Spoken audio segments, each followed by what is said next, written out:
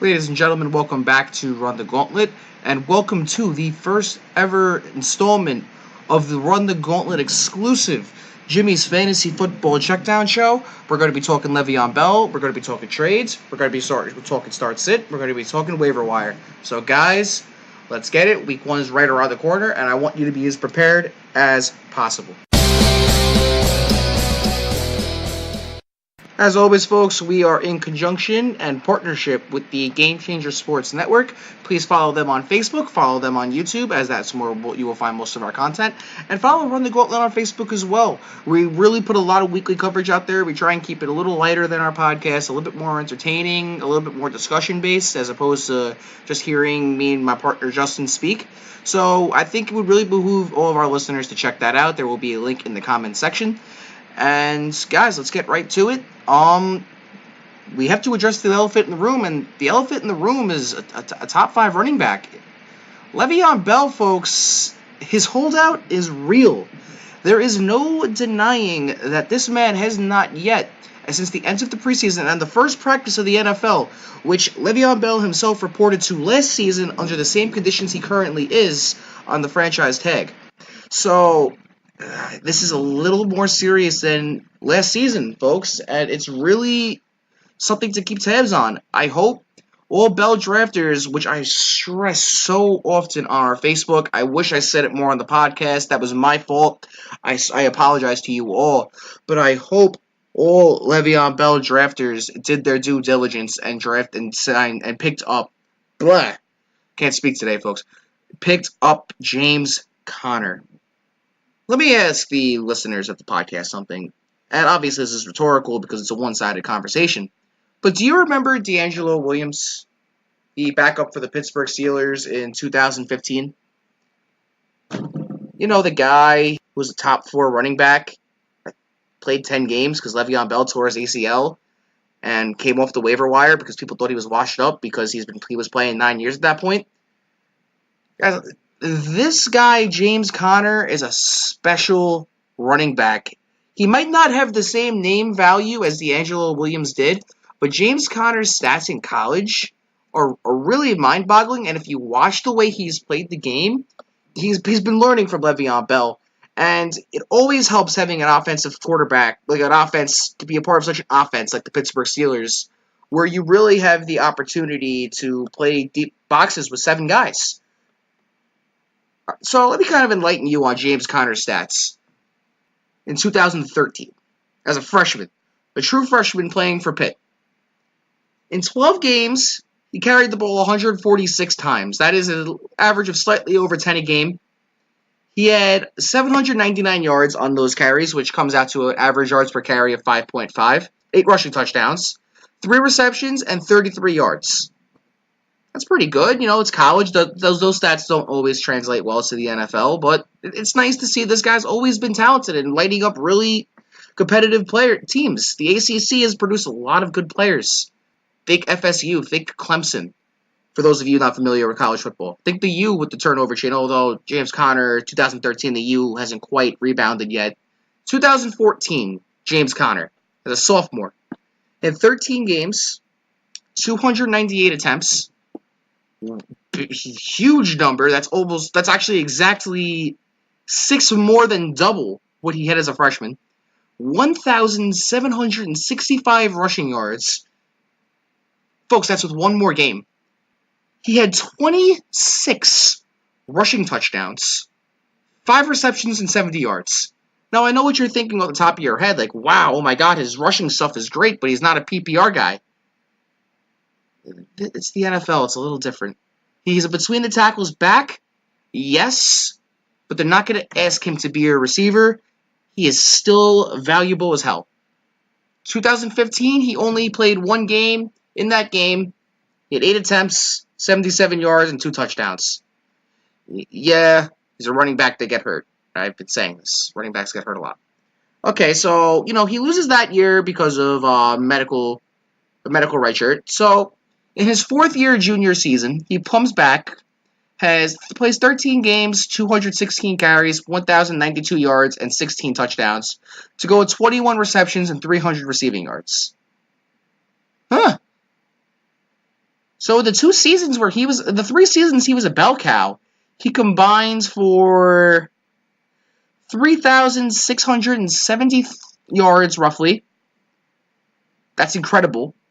50 touchdowns rushing. And he had 29 receptions for 405 receiving yards and 4 touchdowns through 4 seasons. This guy is the real deal, folks. Do not sleep on James Conner.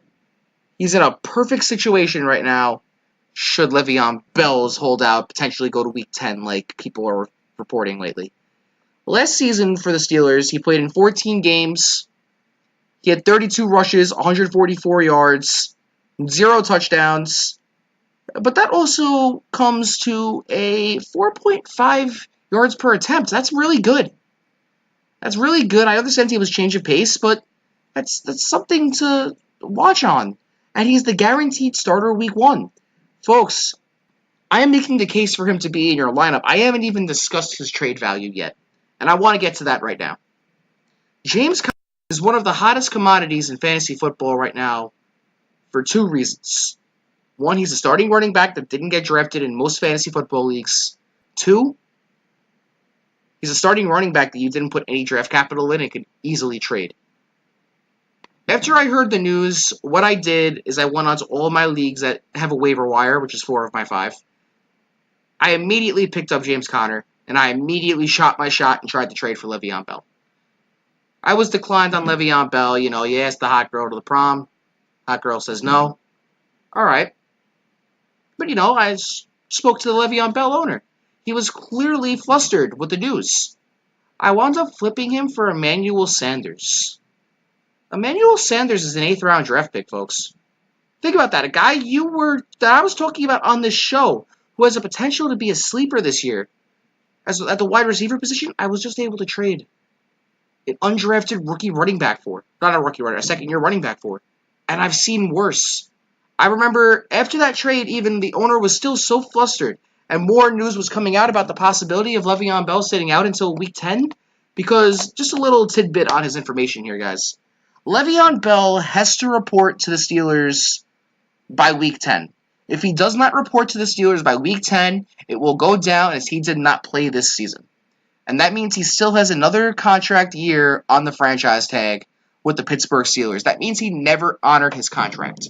So for him to get what he wants, for him to get paid, for him to go to free agency, he has to come back. He has to this season. You will have Le'Veon Bell for your fantasy playoffs. I guarantee it. Le'Veon Bell is not a stupid man. Le'Veon Bell will not risk free agency where he will get paid. If Todd Gurley's contract is any example, if Todd Gurley got 4 years, $60 million, Le'Veon Bell will get 4 years, $70 million or $65 million.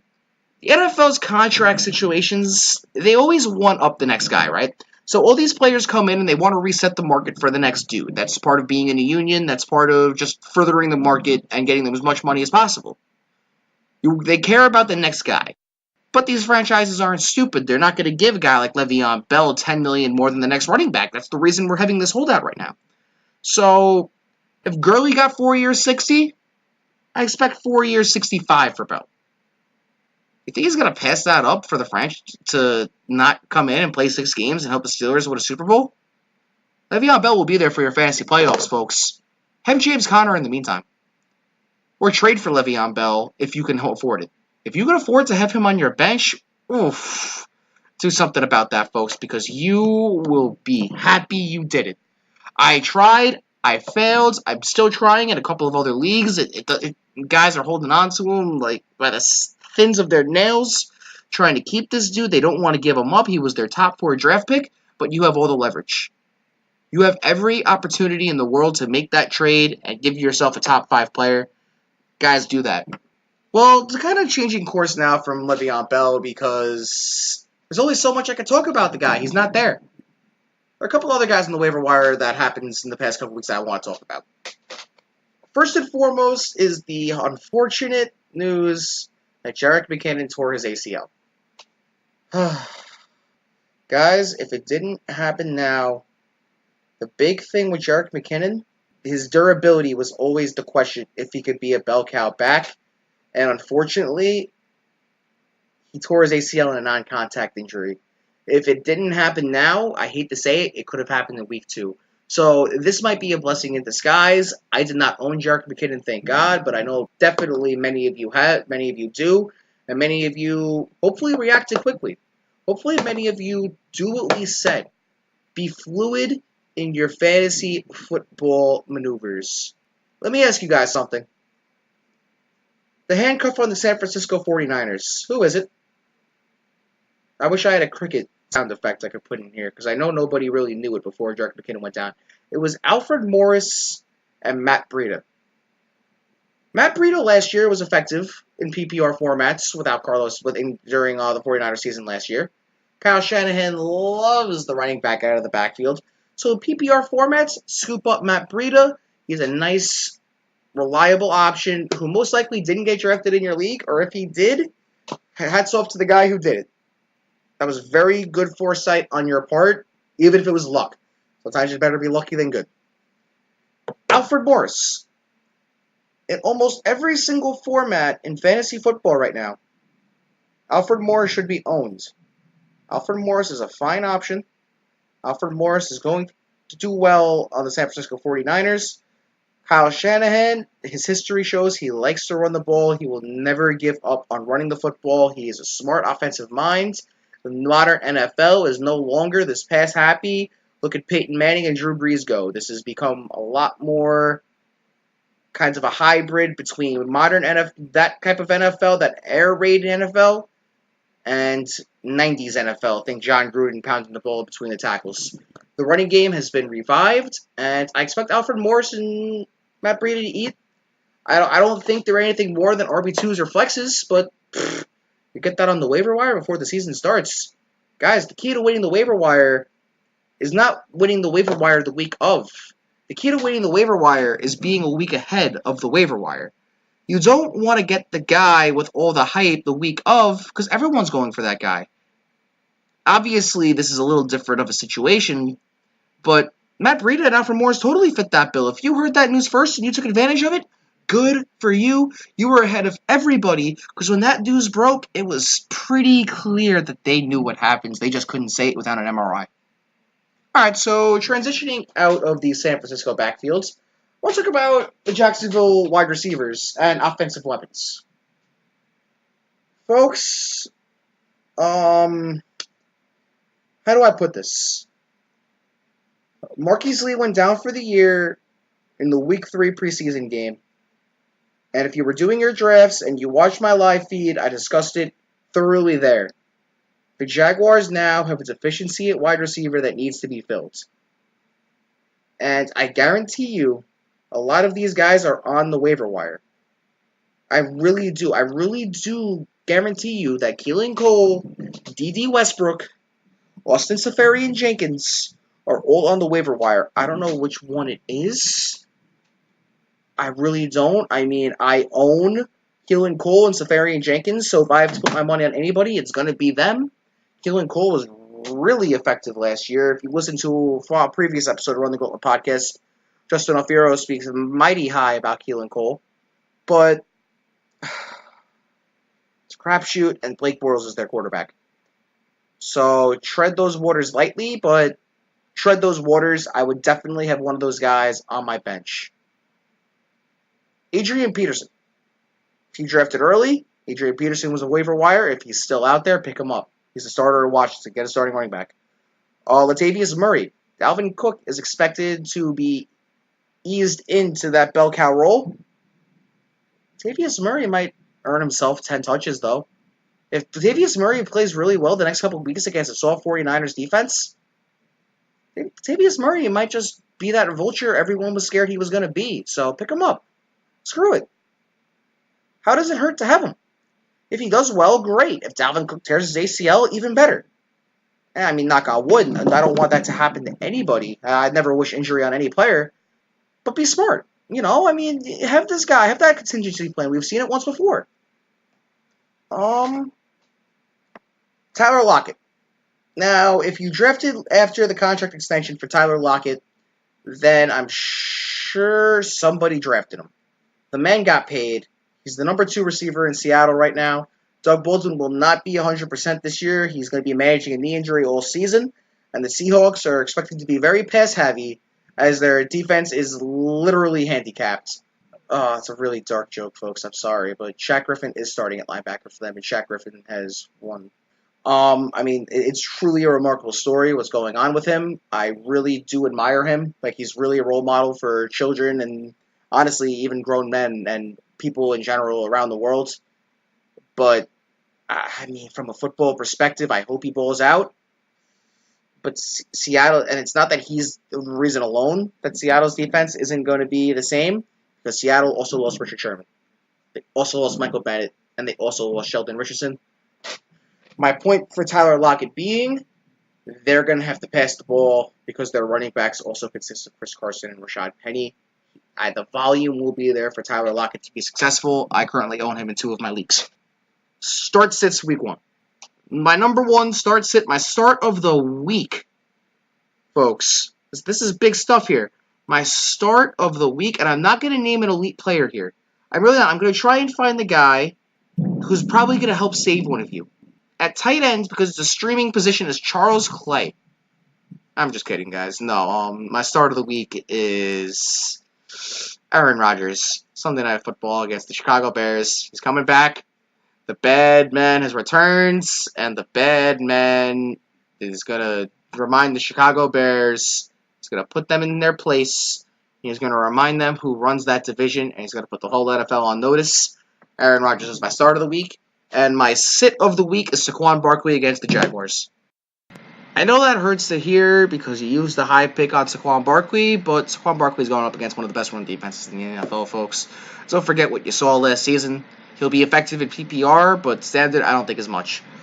Other starts for this week are Adam Thielen with Stephon Diggs against the San Francisco 49ers. David Johnson versus the Washington Redskins. Alvin Kamara versus the Tampa Bay Buccaneers. Star that one. That's pretty good. Dalvin Cook versus the San Francisco 49ers. I know I spoke about Latavius Murray, but that doesn't mean Dalvin Cook won't find the end zone. Oh, Joe Mixon against the Colts. Basically, any running back against the Colts. Odell Beckham versus Jalen Ramsey and the Jacksonville Jaguars. Now, I know you're shaking your head saying, how do you call the Jaguars one of the best defenses in the NFL and insist on starting Beckham in his first game back off a very bad injury versus one of the best defenses in the NFL? Well, it's very simple. Odell Beckham plays better in close games. The Giants will keep it close. And if the Giants are going to win in a home game in Beckham's first game back, it's going to be because Odell Beckham gets 2 touchdowns. Got Jimmy Graham in his first game for the Green Bay Faithful against the Bears on Sunday Night Football. And those are my starts, folks. My sits are Marshawn Lynch against the Los Angeles Rams. That is a terrible matchup. Devontae Freeman against the Philadelphia Eagles. Kareem Hunt against the Chargers.